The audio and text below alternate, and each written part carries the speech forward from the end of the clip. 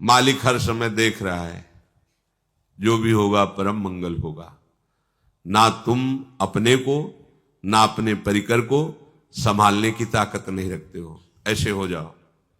कुछ भी हो ऐसे हो जाओ। परिणाम में लाडली लाल देखना, परिणाम में देखना लाडली लाल मुस्कुराते हुए आ जाएंगे। बढ़िया सौदा है, एक जन्म हमारी लाडली को दे दो।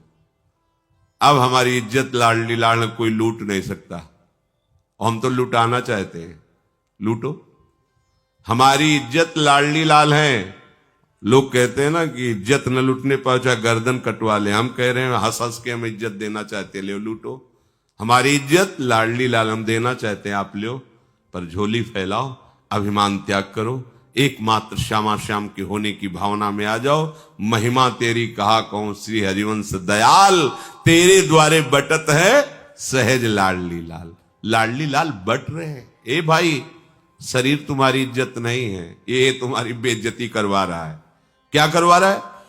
सच्चिदानंद प्रभु का अंश होकर के काम क्रोध लोभ मोह मद मत्सर में फंसा कर हमारी दुर्गति कर रहा है। ये ढांचा हमारी दुर्गति कर रहा है। मैं पुरुष हूं, बस इसी का अभिमान आपकी दुर्गति को पहुंचा रहा है। ये इज्जत नहीं है। इसकी इज्जत तभी मानी जाएगी जब इसका भाव छोड़कर श्यामा श्याम में हम तन्मय हो जाएं। प्यारे, आप अजान बाहो, आप हमारी भी रक्षा करो, हमारे परिवार की रक्षा करो। जो भी यहां धाम में उनकी बुद्धि की रक्षा करो। नाथ, सबकी बुद्धि आप में लगे, कोई भी माया का दृश्य बुद्धि को फिसला ना पावे। हमें ऐसी भावना से रहना है। श्रीपाद प्रबोधानंद जी महाराज कह रहे हैं, निज सर्वनाश कर्मात्म सुहृद श्रुतदार मित्र परिवार गणम परिवंचय करहि दृढ़ बुद्धिरहम प्रपलाई यामि हरि केलिवनम। कुछ बातें ऐसी होती हैं जो उच्च कोटि के महापुरुष ही समझ सकते हैं, नहीं तो आप लोगों का भाव नहीं बन पाएगा। लौकिक बुद्धि वाले हो ना, इसीलिए बातें कई ऐसी परमार्थ की ऊंचाई की होती है जिनको बहुत सरल भाषा में कह के और उनका आंतरिक गूढ़ राज से छुपा लिया जाता है। क्योंकि उसका अधिकारी हो तो उसका वर्णन किया। अधिकारी वही होता है जिसमें मैं नहीं रह गया है। अगर मैं है तो अधिकार उन बातों की सुनने का नहीं रहता। कह रहे भाई, मैं तुमसे सत्य कहता हूं, तुम्हारी वंचना की जा रही है, तुम्हें छला जा रहा है। श्रीपाद प्रबोधानंद कह, कौन छल रहा है? बोले सुहृद श्रुत दार मित्र परिवार गणम। ये जितने संबंध, इसी को सरल भाषा में गोस्वामी जी कह रहे हैं, मन पछितई है अवसर बीते दुर्लभ देह पाई हरिपद भजू करम बचन अरु जीते। मन पछितई है अवसर बीते श्रुत बनितादी जान स्वार्थ रत ना करुणे सभी ते अंत ही तो ही तजेंगे पामर तू न तजे अवहीं ते। मन पछितई है अवसर बीते। पर आप इन्हीं में रति किए हुए हैं, इन्हीं को अपना कर्तव्य मानते हैं, इन्हीं को परम लक्ष्य मान रहे हैं, इन्हीं के सुख में आप सुखी हो रहे हैं। मोह आसक्ति राग आपको पता ही नहीं है कि छुप करके आपका भगवान इन्हीं रूपों में आपके साथ खेल रहा है। पहचानिए, छुपा छुपी का खेल है। ये आपकी सब वंचना कर रहे हैं। परिवंचय तो करहि दृढ़ बुद्धि रहम, तो अपनी बुद्धि को दृढ़ता में ला।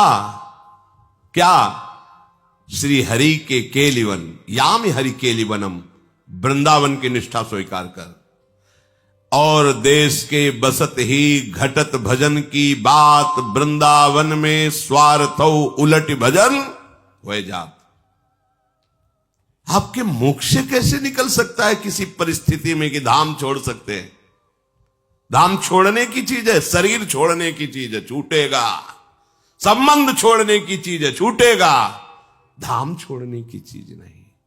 भाग बढ़ो वृंदावन पायो। अभागी शब्द से अब तुम्हारा परिचय नहीं होना चाहिए। तुम बड़े भाग्यशाली हो, श्रीधाम आए हो, प्रियाजू के महल आए हो, श्रीधाम वासी हो। अब नहीं बोले परिवार हमारा श्री जी है, लालजू है, ललिता विशाखा है। तुम ठगे जा रहे हो प्यारे, समझो। तो हम वृद्ध हैं, वृंदावन वास करेंगे, हमारी सेवा कौन करेगा? श्री जी की सखियां। आप विश्वास करो, वो धोती पहन के नहीं आएंगी, वो पैंट शर्ट पहन के भी आ जाएंगी। आप क्या जानते हो? आपको जो भोजन दे के गया, आपको जो संभाल के गया, आपको सिखा के गया, आपको लगता है कोई पुरुष आया था? नहीं, श्री जी की सखी आई थी। तुम्हारी दृष्टि नहीं, तुम पहचान ही नहीं पाए। वो विविध रूपों में आके आपको संभाल लेंगे। आप हम करोगे कि मेरे रिश्तेदार, मेरे नातेदार, तो वहां धोखा मिल सकता है, लेकिन मेरे रिश्ते नातेदार श्री जी के सखिया, धोखा नहीं मिलेगा। अन्य भरोसा नहीं, ये सब वंचना करेंगे। तुम यामी हरि केली वनम, वृंदावन का भरोसा करके वृंदावन का दृढ़ आश्रय ले लो।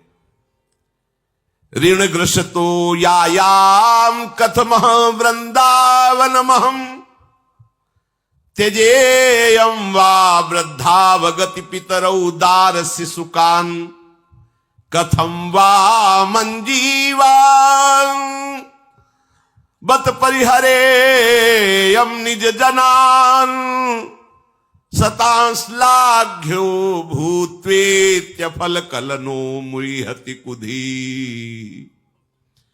आप वृंदावन वास के लिए जब सोचोगे तो कुबुद्धि तुम्हें चैन से नहीं रहने देगी। कौन सी कुबुद्धि? ऋणग्रस्तो यायाम। अरे भाई, मातृ ऋण है, पितृ ऋण है, हमारा कर्तव्य है ये हम कैसे वृंदावन जाएं? और लोगों से भी उधार लेकर के कुछ काम व्यापार किया, ये सब। अब ये सब निपटा के ही आगे सोचेंगे भजन का। तब तक तुम्हें काल निपटा दिया। जीवन का कोई भरोसा नहीं। कैसे वृंदावन जाऊं? हमारे परिवार की व्यवस्था तो है ही नहीं। सब छोड़ छाड़ के वृंदावन कैसे जा सकता हूं? अभी छोटे छोटे बच्चे हैं, परिवार, बूढ़े माता पिता हैं। त्यजेयम वा वृद्धावगति पितरौ दारस्य सुकान्। छोटा बच्चा कैसे? ये भजन तो बाबा जियों के, हमारे लोगों के भजन भगवान जब चाहेंगे तो करा ही लेंगे। बड़े बुद्धिमान लोग हैं। हम अपने बच्चे का कैसे पोषण कर पाएंगे वृंदावन? हमारा विश्वास अभी प्रभु की महिमा को नहीं छू पाया, इसलिए ऐसी बातें होती हैं। अगर विश्वास हमारा, तो अनंत ब्रह्मांडों का पालन पोषण कौन कर रहा है? बोले सब अपने अपने परिवार के पोषण में लगे हैं। ऐसे जीव हैं जिनको आप जानते भी नहीं, उनके पास कहां से उनका आहार जा रहा है, वो कैसे जीवित रह रहे। चराचर जगत का भरण पोषण विश्वंभर भगवान कर रहा है। शोझा जी के मन में सत्संग सुनते सुनते वैराग्य हुआ। नवीन पत्नी और भी नवीन बालक प्रकट हुआ। उन्होंने धर्म के अनुसार वर्ताव किया। रात्रि में पत्नी से कहा, मैं हाथ जोड़कर आपसे प्रार्थना करता हूं कि आपका पाणी ग्रहण किया है, पर अब मेरा हृदय प्रभु से मिलने के लिए व्याकुल हो रहा है, मैं जी नहीं सकता। यदि आप हमारे साथ चलना चाहती हैं तो सादर आप चलिए, क्योंकि आपका पाणी ग्रहण किया। आप नहीं चलना चाहती तो पुत्र सहित संपत्ति है, आप इसी का भोग कीजिए। अब मैं रुक नहीं पाऊंगा। तो उनका, प्रभु मैं आपके बिना नहीं रह सकती, क्योंकि हमारे आराध्य देव भी आप हैं, हमारे पति भी आप हैं, जीवन साथी भी आप हैं। तो उनका हमने पहले निवेदन कर दिया। ऐसा शास्त्रीय सिद्धांत भी है, पर आपको साथ में कुछ ले नहीं चलना होगा जो आ गया। अब उस अर्धरात्रि के बाद ही निकले। काफी दूर चले तो पीछे आवाज पैर की आ रही। वो इतने पीछे के मुड़ के देखा तो गोद में बालक ली थी। वो कहा था कुछ नहीं लेके चलना। बोले इसको किसके सहारे छोड़ दे, गोद का बालक है। तो नीचे चींटियां रेंग रही थी। बोले ये किसके सहारे हैं? अब चींटी और बालक में तो अंतर है ना। वो चींटियों को पैदा थोड़ी किए, बालक को पैदा किया, उसकी ममता है। अगर तुम्हें बालक से ममता है तो हमने कहा था ले जाओ, संपत्ति है हमारी, उसके साथ उपभोग करो। यदि तुम्हें हमारा साथ देना तो बालक को छोड़ना होगा, यहीं छोड़ना होगा, हमारे आदेश का पालन करो, जंगल में छोड़ दो इसको। छोड़ दिया, चल दी। अब वो तो सत्संग के प्रभाव से निर्मल हुई बुद्धि के द्वारा भगवदाकार वृत्ति एकांत में भिक्षाटन के द्वारा शरीर निर्वाह करना, तीर्थों में भ्रमण करना। पर उस मां का हृदय बार बार कसकता था, क्या हुआ होगा मेरे बालक का। अब ये वैराग्य के बल से मोह रहित थे, पर वो इनका आश्रय लिए थी, वैराग्य का नहीं। वो अपने पति को नहीं छोड़ सकती थी, पर आंतरिक जो ममता थी वो बार बार प्रश्न करती थी, क्या हुआ होगा उस बालक का। कई वर्ष व्यतीत होने के बाद जब उन्होंने देखा कि इसका चिंतन भगवदाकार नहीं है, इसकी वृत्ति एक विषय में अटकी है, उसका निवारण करना चाहिए, तो उन्होंने कहा चलो तुम्हें ले चलते हैं जन्मभूमि। अब 12 वर्ष में बाल बढ़ गए थे, भेष भी, जब ज्यादा शरीर की सुरक्षा व्यवस्था नहीं की जाती तो मलिन हो जाता है बाहर से।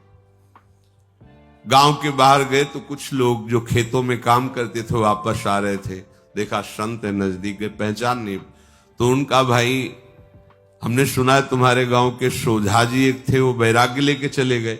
बोले हाँ, तो उनके कोई संतान भी थी क्या? बोले हाँ हाँ, एक लड़का था, वो जंगल में छोड़ दिया था।